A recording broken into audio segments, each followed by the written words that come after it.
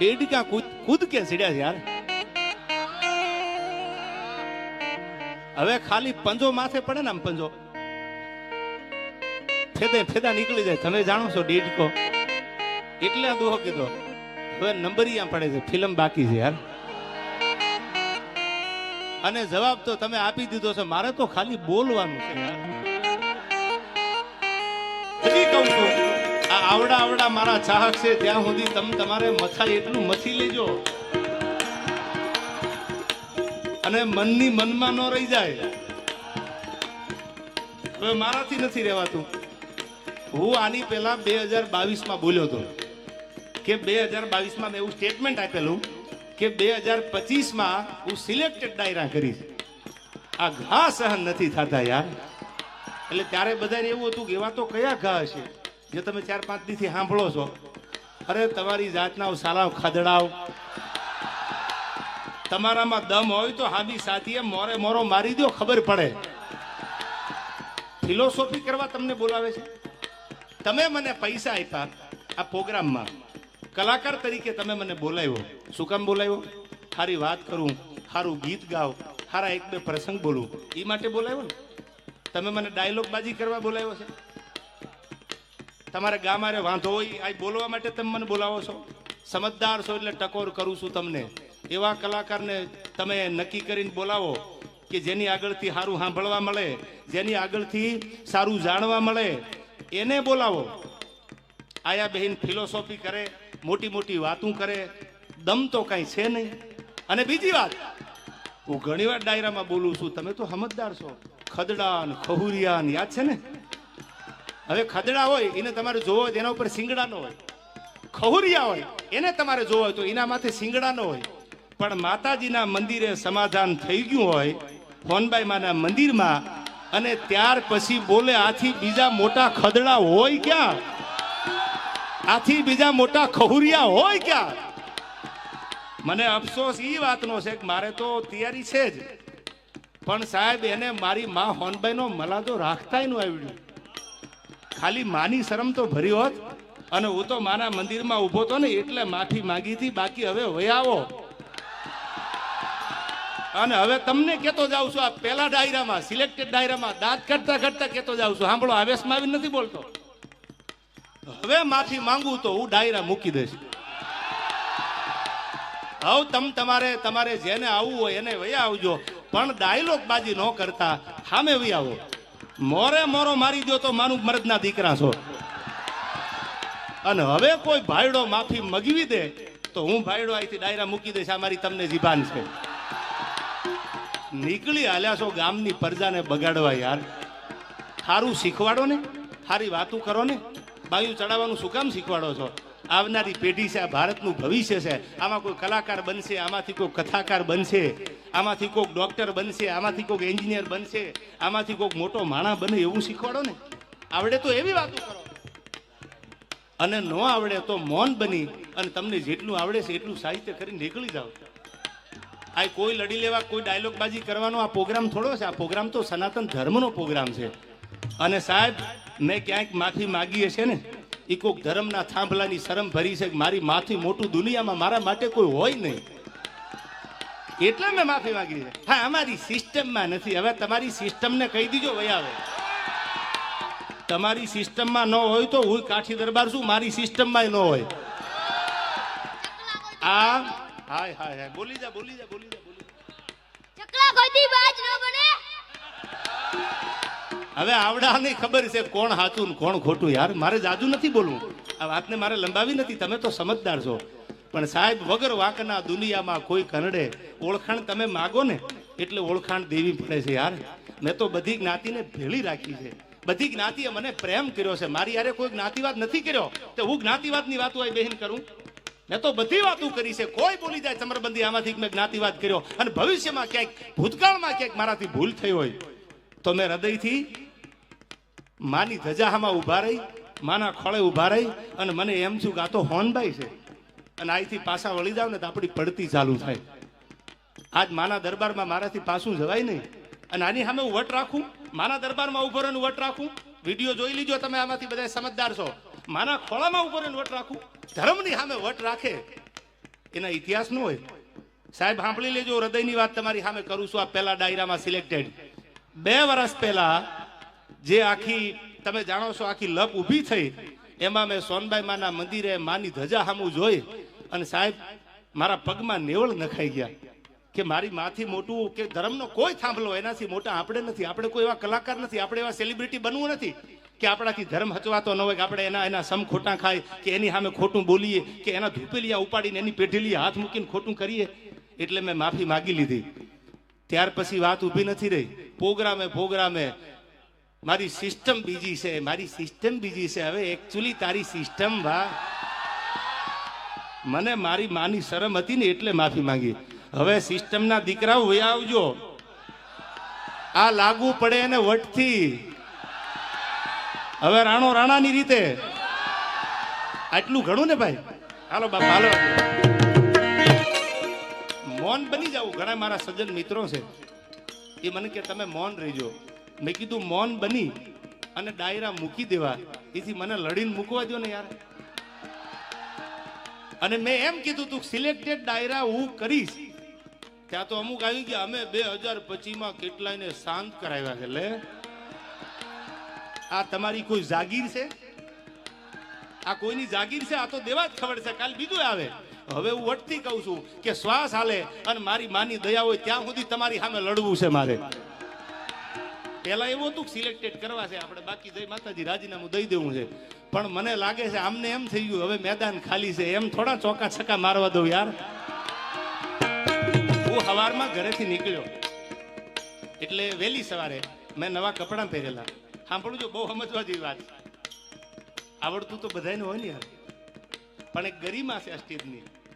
સરસ્વતીના ખોળે બેહીને આપણે સારી વાતું કરવા મળ્યા છે. ગામની પ્રજાને ચાઇનાના પંપ મારવા ભેળા નથી આપણે. સવારમાં કાંટલા જાલી લીજો ને બાંધી લીજો ને શું કામ? અંદરોદર બાંધીને આપણે અંગ્રેજો ગોણ ગુલામી નથી કરવી કોઈની. હવે સાંભળજો, સવારમાં હું કપડા નવા પહેરીને નીકળ્યો જગદીશભાઈ, એટલે કપડા નવા પહેરીને નીકળ્યો તો એક માંદણામાં ખાંદામાં ભેંસ બેઠેલી, આખી ખાંદો ભરેલી હો, આખી ખાંદો. એટલે હું તો કપડા પહેરીને નીકળ્યો તો મેં જોયું તો ભેંસ મારા સામે કતરાય. મેં કીધું સાલું ભેંસનું આપણે કઈ બગાડ્યું નથી અને આ ખાંદામાં બેઠી મારા સામે કાં કતરાય. પણ મૂળ મેં નવા કપડા હારા પહેરેલા, એ ખાંદામાં બેઠેલી ભેંસથી જોવાનું નહીં. એટલે મારે નીકળવું અને એને ખાંદામાંથી બહાર આવવું. એટલે મને એમ છું કે ભેં ખાંદામાંથી બહાર કેમ નીકળી? મેં તો નવા કપડા પહેર્યા હતા એટલે મને બીક હતી કે આ કપડા ક્યાંક ડાઘ પડી જાય તો મારે ગામત્રે જવું હતું. બીજા જોડી હારે હતા ને મારી બેગમાં, એટલે મેં કીધું ક્યાંક કપડા બગડે તો આપણે થોડાક છેટા હાલીએ. એટલે હું થોડોક આંખો વયો ગયો, વળી થોડીક ભેંસ 2 ડગલા આગળ હાલી. એટલે મને એમ છું કે આપણે હજી થોડાક છેટા વયા જાય. આ તો આખી ખાંદો ભરેલી છે, એને બગડવાની બીક નથી. બીક તો મારે હતી કારણ કે મારા નવા કપડા હતા. એટલે હું તો પાછો થોડો આંખો હાલ્યો, વળી ભેંસ મારી સામે હાલી, વળી મંડી કાતરું મારો. વળી મેં વિચાર કર્યો કે દ્વારકા વાળા મેં ક્યાં કોઈનું બગાડ્યું છે, હું ક્યાં કોઈને નડ્યો? એ 2 વર્ષમાં મારું એક સ્ટેટમેન્ટ તો દેખાડો કે સમાધાન પછી હું બોલ્યો હોય તો કાલ ડાયરા હજી મૂકી દઉં. કોઈ દી ન બને. વળી ખાંદામાંથી નીકળી હામી આવી, વળી નાળામાં આંખો ગયો, વળી પાછી આવી. એટલે મને એમ છું કે લગભગ આ મને ખાંદો બગાડવા આવી લાગે કે હું તો આખી ખાંદામાં બેઠી છું, તમારું મારે ક્યાંક બગાડવું છે. અને પછી માફ કરજો મને, મારે ન છૂટકે આ કપડા ખાંદાવાળા કરવા પડ્યા છે. તમે તો સમજુ ડાયરો છો યાર, આ મારી મજબૂરીએ કરાવ્યા છે. બાકી હું આવા સીસરા વિચારનો માણસ નથી યાર. મારા વિચારમાં આવી હલકાઈ નથી ભરેલી. ઊંચા કોળનો આદમી કરે નહીં નીચા કામ, એ તો ગડપત ભાંગે ગામ કોઈ દી ખાતર પાડે નહીં ખીમરા. આપણે તો કોકની એબ ઢાંકવાના કામ કરવાના હોય, કોઈની એબું ઉગાડવાના કામ ન કરાય. તમે કોઈનું જાણતા હોય ને તો એને ઉગાડતા નહીં, એને ઢાંકવાનું કામ કરો તો ભગવાન તમારી આબરૂ રાખે. કોઈની એબ ઉગાડવા જાવ ને તો એક દી તમારી એ ઉઘડી જાય યાર. એટલે મારે કહેવું પડે છે તમને કે કેવો છે મારો ભગવાન દ્વારકાધીશ. અને કોઈએ નહોતું કીધું ફલાણો મને કહેતો હતો તું ઊંચો હાથ કરીને, કોઈ આમાં હતા જ નહીં, એને જ ઉપાડો હતો. એટલે હું બિચારો હાથે ઊંચો નથી કરતો, હું બેઠો છું. હવે તું તારું ધ્યાન રાખ ને યાર. આ મારી ઓપનમાં ચેલેન્જ છે તને. આ ફિલોસોફી બંધ કરી દે ભાઈ. માયક હાથમાં ગમે ત્યાં કોકનું આયોજન, કોકના મંડપ, કોકના ગાડલા, કોકના માયક, અને ક્યાં દાદાગીરી કરવાની જરૂર છે? આ ઓપન ચેલેન્જ છે મારી આ માધ્યમથી કે જ્યાં પેટમાં દુખતું હોય, જે રીતે દુખતું હોય, તન મન ધન અને આઈથી માતાજીને સમજો હામયું કરવાનું હાલું તો બસ ફૂલ તૈયારી છે. મોરે મોરો આવવા દો અને મોરો મારો મારી સામે મોરો આપી અને પછી માપી લઈ આપણે કોણ કેટલા પાણીમાં છે. યાર શું રોજ ઉઠી નાહકના યારા ગામના છોકરા બગાડો છો. હાલવા દે પ્રયાગરાજ કહેવાનું મન એટલા માટે થાય છે કે તમે ને બતાવ્યું સમજદાર છે, આપણો ખજૂરભાઈ એકલો ન પડી જાય. યાર સત્યના માર્ગે હાલવું છે. શું કામ ઘણા નથી બોલતા કે ભાઈ આમાં કોણ પડે? હવે મેં તો નક્કી જ કર્યું છે ભેહું નીકળી છે ખાંદામાંથી, હવે ભલે પણ ખજૂર તો મારો ખજૂર છે સાહેબ, જેને ગરીબના આહુડા નુયા છે. અને આજ તમે આની ભેળા નહીં હાલો, આજ તમે સત્યની હારે નહીં હાલો, તો તમે હાલશો કીધી તો મને કહેતા જાવ એટલે આગલા ડાયરા મને ખબર પડે બોલવાની. હાલવું છે ને ખજૂરભાઈ? હું તમને પંપ મારવા નથી આવ્યો ચાઇનાને, પણ એક સાચો માણા, સાચી રાહ માથે હાલવા વાળો માણા.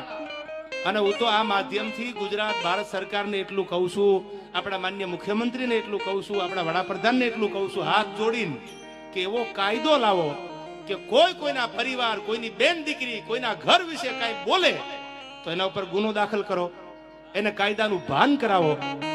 કોઈ હારા માણાની છબી ખરડાઈ જતી હોય અને દુનિયા ટગર ટગર જોવે અને પછી મજબૂર થઈને એને કંઈક કરવું પડે અને પછી એમ કે એકચ્યુઅલી કાયદો હાથમાં લીધો, તો તમે જ કાયદાને કહો ને. એવો કાયદો લાવો ને. વાણી સ્વતંત્રતાનો હક છે, એ મુદ્દાની વાત છે. ભારતમાં વાણી સ્વતંત્રનો હક છે, તમે ગમે એ બોલી શકો, પણ સારું બોલવાનો હક રાખો. કોઈની મા બેન, કોઈનો પરિવાર દેવાજ ખવડ બોલે તો એના ઉપર ગુનો લાગુ પડે, કોઈ ચમરબંધી બોલે તો એને લાગુ પડે. આ તો આજકાલ રમત આલે છે. કોઈ હારો માણા આગળ જાતો હોય, કોઈ હારું બોલતો હોય, કોઈ હારું ગાતો હોય, કોઈ હારા કામ કરતો હોય તો બીજા મંડે બોલવા જેમ ફાવે એમ, એની છબીને બગાડવા માટે, ખાંદો મંડે ઉડાડવા એની છબીને ખરાબ કરવા માટે. સાહેબ મારે તમારા માધ્યમથી ખજૂરને કેવું છે કે અમે તારે હારે સી, જીવવાનું થાય તોય ભલે ને મરવાનું થાય તોય ભલે, તું તારે હારા કામ કરે જા. મારા બાપ મારો ભોળો નાથ તારી હારે છે. ગરીબ માટે જેને કંઈક કર્યું છે સાહેબ, જેના માથે નળિયા ન હોય, બોભારા માથે પાણી પડતા હોય સોમાહાના, એના ઘરે જઈ જઈ અને મકાન બનાવ્યા. પૈસાની વાત નથી કરતો, ડોનેશન આપે મકાન બને એ તો બરાબર છે, બનતા હોય, પણ પોતાનો પરિવાર મૂકીને ગામો ગામ કિલોમીટર સુધી હજારો કિલોમીટર માણસે કાપ્યા છે ને. તો હજી કહું છું કે આપણે આજ એનો સાથ નહીં આપી તો ખજૂર શહીદ થઈ જાય પછી આપણે ભેળા હાલશું? આવો હારો માણા દુનિયામાંથી વિયો જાય પછી હાલશું? એ વિચાર તમારે કરવાનો છે. તમે સમજદાર છો. ઘણા મને કહેતા તમારે ન બોલાય, તમે આવું કઈ ન બોલતા. એ ખજૂરભાઈ નો વિષય છે, પણ સત્યની ભેળો ન ઉભો રહતો તો હું મોટો ખદડો ગણાવું.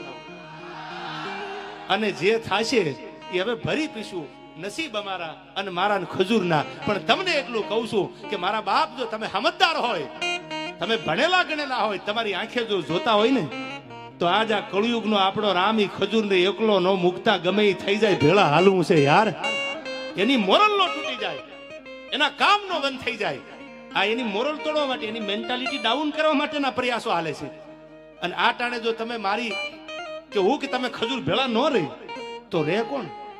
એને એના કાકાના દીકરાનું મકાન બનાવ્યું, એને એના માસીના દીકરાનું મકાન બનાવ્યું, એને એના ફૂઈના દીકરાનું મકાન બનાવ્યું?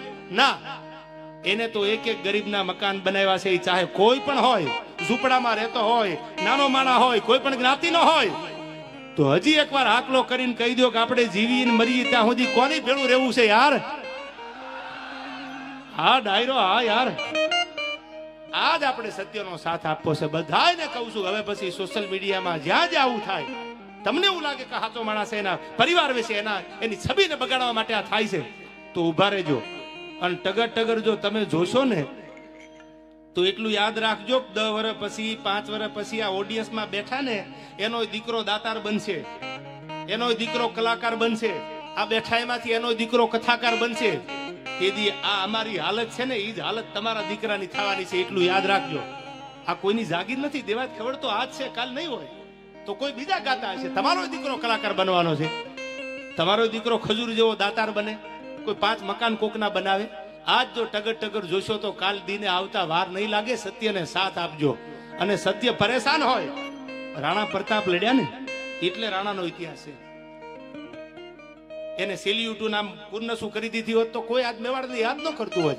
આજ મારે ને તમારે સત્યના હારે હાલવું છે, સત્યની સાથે હાલવું છે. જે દુનિયાને કેવું હોય કે આપણે ન બોલાય ને આપણે આંખે ન થવાય, હારા માણાની ભેળા ઉભા રહેજો. મારા બાપ હાથ જોડીને તમને એટલું કહું છું, અને સરકારને એવું કહું છું કે એવો કાયદો લાવો કે ન બોલવાનું. કોઈ ફોનમાં કાંઈ પણ બોલે તો એના ઉપર ગુનો દાખલ થાય, એના ઉપર કાયદેસરની કાર્યવાહી થાય. એ ચાહે કોઈ ચમરબંધી હોય. અને જો આટલું નહીં થાય તો મને નથી લાગતું આ ગુજરાતની આવનારી પેઢીનું ભવિષ્ય ઉજળું થાય. મજા આવે બોલી જાય, મજા આવે જિંદગી બગાડીને વયા જાય. પછી માણા મજબૂર થઈને કંઈક કરે એટલે એમ કે કાયદો હાથમાં લીધો. બધા એવા નથી હોતા.